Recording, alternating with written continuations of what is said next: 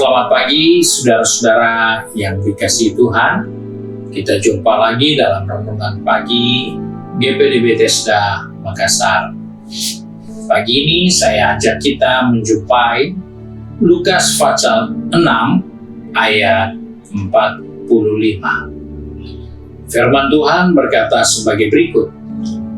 Orang yang baik mengeluarkan barang yang baik dari perbendaharaan hatinya yang baik, dan orang yang jahat mengeluarkan barang yang jahat dari perbendaharaannya yang jahat, karena yang diucapkan mulutnya meluap dari hatinya.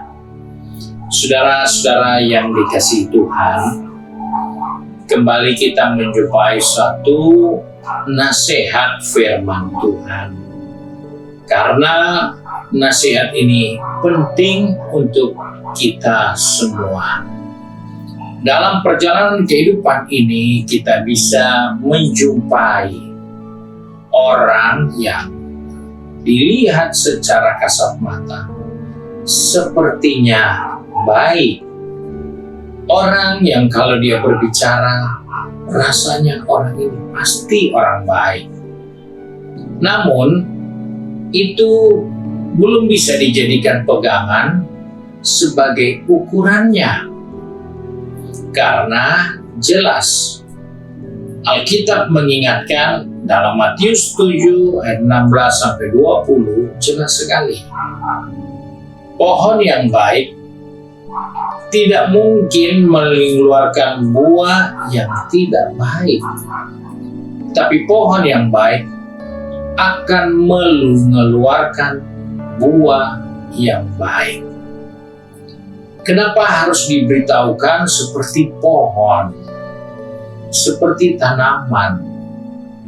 Itu mengingatkan kepada saya dan saudara bahwa penampilan pertama itu tidak bisa menjadi pegangan 100%. Kita bisa lihat ini pohon mangga, tapi selama dia belum berbuah, kita tidak bisa berkata pohon ini baik. Karena itu dia perlu waktu. Dia perlu sampai musim di mana dia harus berbuah. Disitulah baru kita bisa katakan, oh ini buah pohon. Dari pohon mangga yang ini sangat baik, hasilnya manis, memuaskan. Kita tahu inilah pohon mangga yang baik. Namun dalam waktu yang sama, di musim yang sama, kita juga akan menemukan buah mangga yang kemudian kita katakan, oh ini mangga tidak baik. Karena kecut, kalau dibiarkan agak lama, dia sampai matang, sudah berulang. Belum sempat bisa dimakan, isinya sudah busuk. Kenapa? Karena pohonnya memang tidak baik. Nah inilah yang kita jumpa, sehingga Yesus harus ingatkan, orang yang baik akan mengeluarkan barang-barang yang baik dari perbendaharaan hatinya yang baik. Tidak mungkin secepat itu hati langsung mengeluarkan yang buruk di saat baru kenalan. Tidak mungkin. Dia akan simpan dulu perbendaharaan yang buruk itu, jangan dibongkar dulu. Dia harus kelihatan baik dulu. Dia harus kelihatan memberi kenyamanan dulu. Baru orang bisa ditipu pelan-pelan dengan mengeluarkan perbendaharaannya yang buruk. Itulah yang dimaksudkan pohon atau orang yang baik atau pohon yang baik. Karena dari situlah perbendaharaannya akan keluar. Tidak langsung ketemu orang baik, langsung kita tahu perbendaharaan hatinya. Tidak mungkin. Kita harus lihat dengan adanya waktu, dari waktu ke waktu, lama-kelamaan baru kita bisa baca, oh orang ini seperti itu ya rupanya. Karena ada dalam perbendaharaan tidak langsung keluar. Itu perlu proses, itu perlu waktu, baru perbenaran itu terbuka, baru orang tahu. Nah, sebab itu sebagai orang percaya, kita membaca ayat ini bukan untuk mengajar kita bersandiwara. Ayat ini dengan jelas mengingatkan perbendaharaan itu ada dalam hati.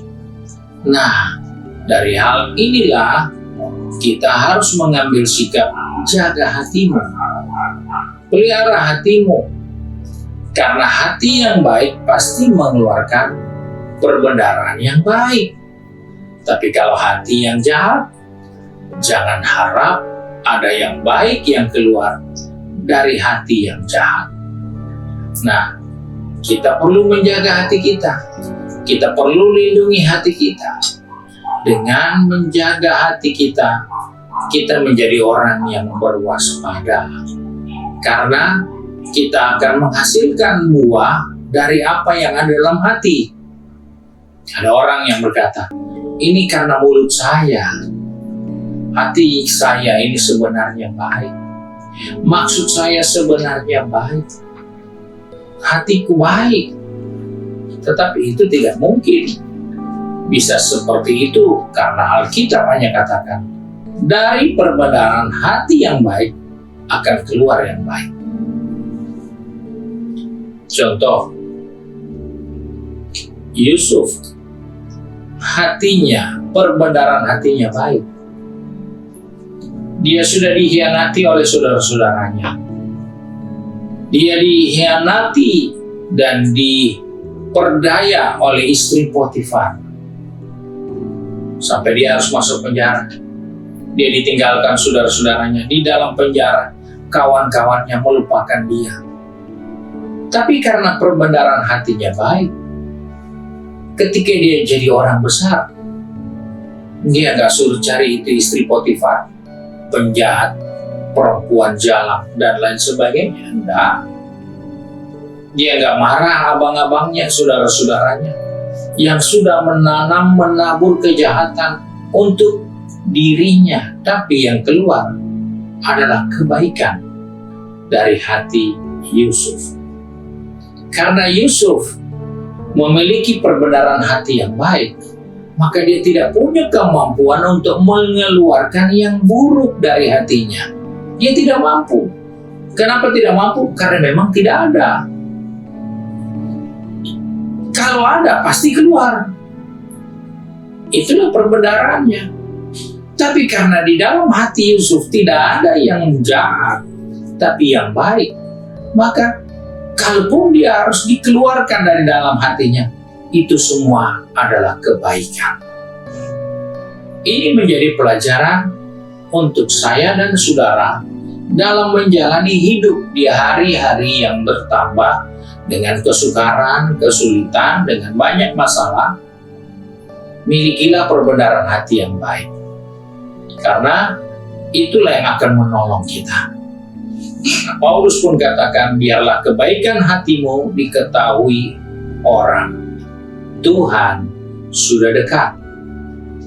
Karena itu, dalam menantikan kedatangan Tuhan, ingatkan kita sendiri atau masing-masing. Jaga hatimu dengan segala kewaspadaan, karena yang akan keluar membuktikan siapa diri kita sesungguhnya.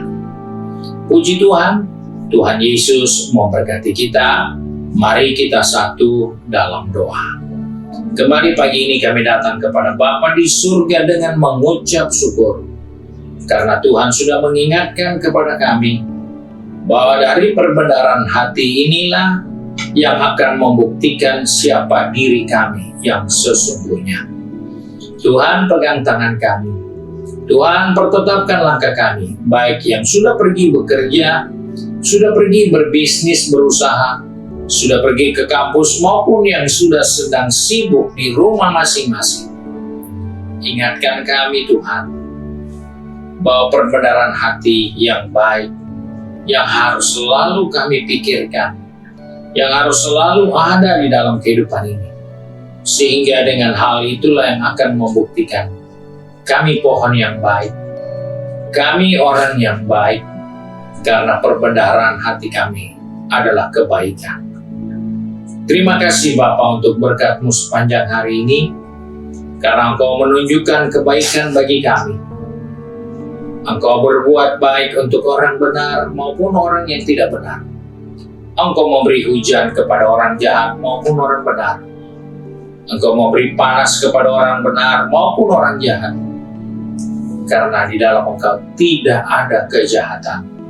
Engkau selalu berbuat yang terbaik bagi kami. Tolong kami untuk dapat melakukan hal yang sama, sehingga Tuhan dipermuliakan dalam kehidupan kami. Terima kasih Bapa untuk berkat-Mu hari ini. Kami berdoa serta mengucap syukur di dalam nama Tuhan Yesus Kristus, Juru Selamat kami, majikan kami yang baik dan setia. Haleluya. Amin. Selamat pagi, Tuhan Yesus memberkati.